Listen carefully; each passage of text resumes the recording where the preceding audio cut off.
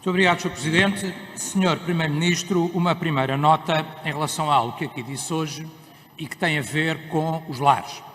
O Sr. Primeiro-Ministro disse aqui hoje que, citando o Presidente da CNIS, o Sr. Padre Lino Maia, penso eu, numa entrevista recente, que globalmente tinha sido feito um bom esforço. Estamos de acordo, é verdade, mas convém citá-lo integralmente.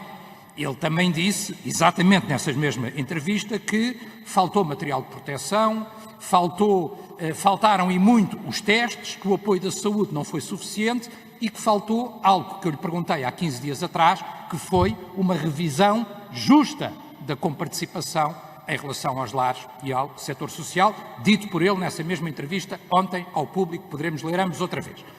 Em relação ao tema, que é um tema central que aqui discutimos hoje, também, e falando ainda de entrevistas, Sr. Primeiro-Ministro, tenho acompanhado diariamente as suas muitas entrevistas e participação de programas de entretenimento, de rádios, de jornais amigos do Governo, temos acompanhado muito todas as suas entrevistas e fica-me, alguns em especial, e fica-me um pouco a ideia de que às vezes o Sr. Primeiro-Ministro se emitem sinais que podem ser um bocadinho contraditórios e faço-lhe a pergunta com toda a sinceridade. O Sr. Primeiro-Ministro nos últimos dias tem-se desdobrado em declarações sobre o day after, passa a expressão, ou seja, o pós-estado de emergência. Pergunta institucional, Sr. Primeiro-Ministro, é se no seu entendimento ou na sua ideia, se o estado de emergência não for renovado, que é um bocadinho o que pressupõe aquilo que o Sr. Primeiro-Ministro tem dito, passaremos para quê? Ou seja, passaremos de estado de emergência para nada, ou recordando até que o Sr. Primeiro-Ministro, numa fase inicial, não era um adepto do estado de emergência, percebemos isso, e achava que, através do estado de alerta ou até da lei da proteção e da calamidade, seria suficiente para que, em enquadramento jurídico, nós passaremos, não falta muito tempo, estamos a falar de 2 de maio, se o estado de emergência não for renovado. Em segundo lugar, Sr. Primeiro-Ministro, e ainda neste contexto, saber, e isso é que me pareceria a mim mais importante do que exemplos casuísticos que o Sr. Primeiro-Ministro tem dado, saber qual é exatamente o critério. De facto, vários países têm definido critérios para o levantamento progressivo das medidas. Ou seja, qual é o critério? A estabilização do número de casos, a ausência de novos casos em X dias? E qual é o modelo? O modelo será geográfico, por setores, etário, porque também aí existem algumas dúvidas, Sr. Primeiro-Ministro. Por exemplo, 11º e 12º, o Sr. Primeiro já disse, o 10º ficou de fora. Creches sim, mas o pré-escolar não. Enfim, eu sei que tem que haver um critério, mas não é ainda muito claro. O Sr. Ministro disse que, em relação às universidades, que elas iriam abrir, as próprias universidades parece dizerem que não querem abrir. Portanto, esse critério é importante e é importante ainda, e termino aqui uma primeira pergunta, saber das condições. Primeiro, farei uma segunda, ainda tenho tempo para isso, Sr. Primeiro-Ministro. Farei uma segunda sobre economia. Saber, Sr. Primeiro-Ministro, das condições também. Ou seja, eu acho que isto só pode acontecer se houver, de facto, máscaras disponíveis para toda a gente, gel desinfetante para toda a gente, testes suficientes e avaliação serológica e imunológica generalizada na população e garantias de distanciamento. Pergunto-lhe, portanto, se vamos garantir ou não essas condições antes de mudarmos o regime em que estamos a aplicar à matéria da pandemia e do confinamento. Muito obrigado. Tem a palavra o Sr. Primeiro-Ministro, faz favor. Muito obrigado, Sr. Presidente. Muito obrigado, Sr. Deputado Telmo Correia. Eu contei várias na sua uma pergunta que fez e, portanto, vou procurar, apesar de tudo, não lhe vou dar só uma resposta, porque acho que todas merecem a resposta. Começando pelos lares. Em primeiro lugar, eu acho que esta não é a fase de fazermos o ping-pong sobre a quem compete adquirir o quê. Há uma coisa que eu digo, o Estado adquiriu, tem vindo a adquirir e continuará a adquirir tudo o que é necessário para dotar o Serviço Nacional de Saúde, as Forças de Segurança e as Forças Armadas com os bens de equipamento e ciência necessários à sua proteção individual. Ponto. Não digo mais sobre isso. Sobre atualização. A atualização este ano do nosso acordo com o terceiro setor traduziu-se num reforço de 59 milhões de euros, de mais 59 milhões de euros. É um aumento de 3,5%, sendo sabido que o ano passado a inflação foi de 0,3%. dir-me-ia, mas em vez de 3,5% podia ter sido 4%, pois foi o que foi contratado e é claro, e é 10 vezes acima, é mais do que 10 vezes aquilo que foi a inflação do ano passado. Qual é o critério? Eu procurei enunciá-lo aqui na semana passada, quando debatemos o estado de emergência. Qual é o critério de desconfinamento? Primeiro, condição essencial, os cidadãos em geral sentirem-se confiantes porque há acesso em abundância no mercado a equipamentos de proteção individual.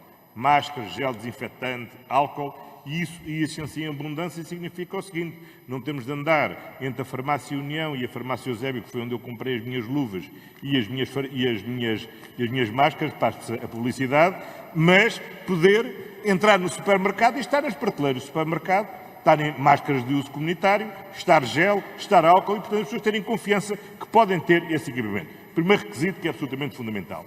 Segundo, a termos normas de higienização relativamente aos locais de trabalho onde as pessoas trabalham, relativamente aos locais que frequentam, como os restaurantes, ou os hotéis, ou os transportes públicos, e, em terceiro lugar, a confiança que temos que ter da robustez do Serviço Nacional de Saúde para responder, no caso que sabemos e temos a responsabilidade de dizer aos portugueses que inevitavelmente acontecerá, de aumentar o grau de contaminação, conforme formos retirando os níveis de contenção.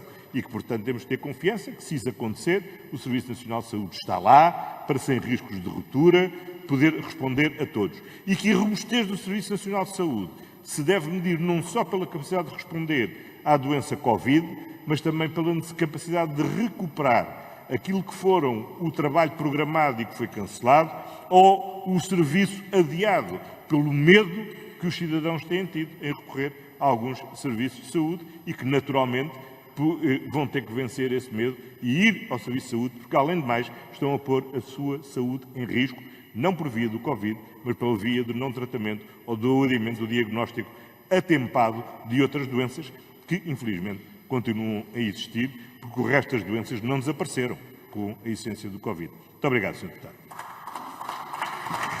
Obrigado. Continua-nos a palavra o Sr. Deputado. Telmo Correia. Telmo Correia, desculpe este lapso. Eu desculpe tudo, Sr. Presidente. E tem sido comum, de resto. O Sr. Primeiro-Ministro, um outro tema, como lhe disse, a questão da economia e das empresas. Em primeiro lugar, o Sr. Primeiro-Ministro, nós propusemos outro modelo em relação ao layoff, o layoff foi sendo alterado, em algumas matérias foi-se aproximando até do que defendíamos desde o início, mas nós defendemos também que o pagamento fosse feito de forma direta, até porque, enfim, seria mais rápido fazer chegar o dinheiro às empresas e muitas têm sido as queixas das empresas que o dinheiro não chega. O que eu lhe pedia e o que eu lhe perguntava é se o Sr. Primeiro-Ministro nos dá em condições de dar uma garantia que, efetivamente, no dia 28, a comparticipação da Segurança Social chegará e as empresas não estarão numa situação complicada em relação à aplicação do regime de layoff, uma vez que não foi seguida a sugestão do pagamento direto.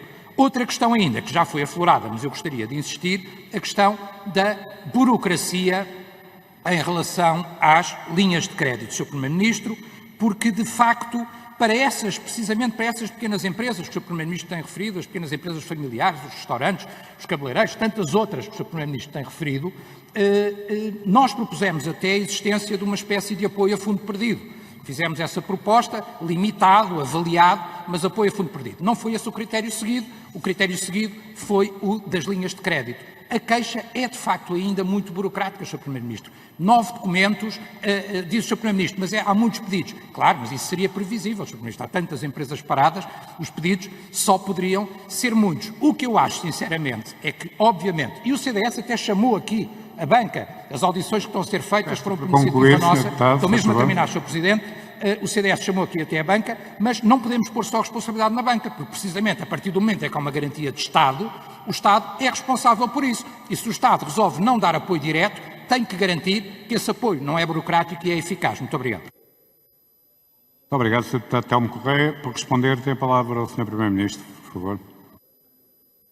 Muito obrigado, Sr. Presidente. Muito obrigado, Sr. Deputado Telmo Correia. Primeiro, relativamente à comparticipação do layoff, o compromisso que está assumido e que iremos cumprir é que todos os pedidos entrados até ao final da primeira semana de abril serão pagos dia 24, dia 28 e dia 30 de abril e que os restantes que entraram, entretanto, serão pagos durante a primeira quinzena de maio.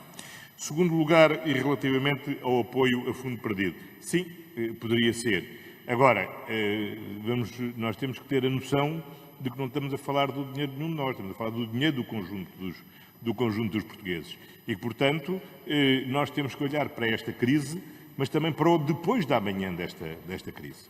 E é isso absolutamente essencial, que neste momento não andemos a contar os tostões, mas que temos que ter em conta que é fundamental responder à crise sanitária, à crise económica, à crise social e ter capacidade de sustentadamente fazermos isto por um horizonte que ainda não sabemos, neste momento, dizer qual é, e a pior coisa que podemos fazer é ter de voltar atrás em relativamente a alguma dessas medidas de forma precoce. E quanto à burocracia, basicamente a documentação que é exigida visa responder a duas coisas fundamentais. Uma, se há dívidas ao Estado, designadamente dívidas fiscais ou dívidas à Segurança Social, porque não faz sentido o Estado estar a apoiar a quem deve dinheiro ao Estado, e, em segundo lugar, verificar da solidez mínima económica da empresa para compreender que não estamos a apoiar empresas que já antes desta situação estavam em situação de que não tinham viabilidade. Não faz sentido o Estado estar a apoiar empresas que já antes não eram viáveis. Será que algumas não serão viáveis no futuro? Porventura. Agora, não temos o dever de não apoiar aquelas que, já não sendo viáveis, têm que ter o destino próprio das empresas que não são viáveis. Muito obrigado, Sr. Deputado.